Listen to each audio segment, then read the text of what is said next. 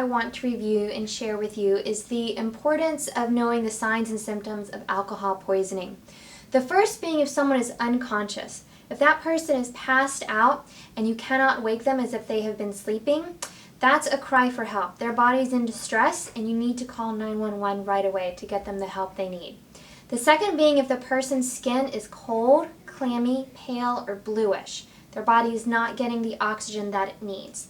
The third sign to be aware of is if their breathing rate has slowed down or is irregular, with 10 seconds or more between each breath. The next sign to be aware of if someone who is vomiting while they're quote-unquote sleeping or passed out and they're not waking up.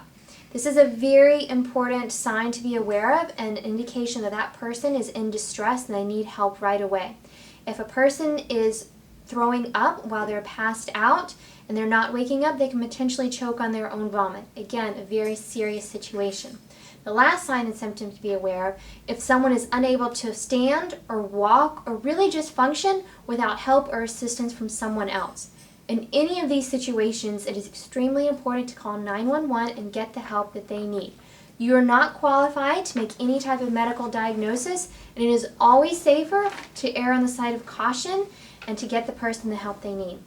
So when someone is experiencing alcohol poisoning or overdose, there are a few things of what you should not do, which I will now review.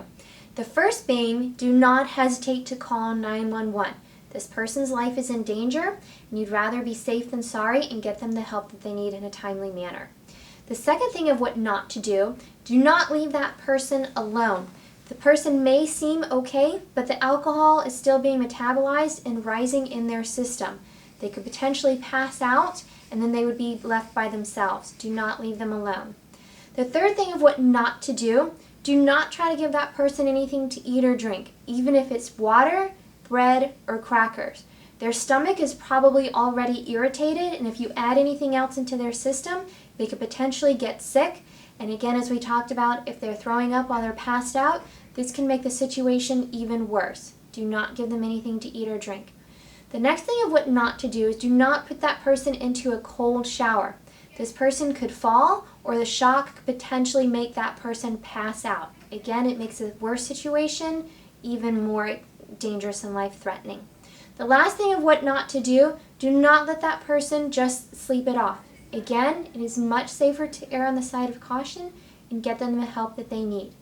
There are plenty of campus resources to help you if you have any questions about alcohol or want information about alcohol education and programming.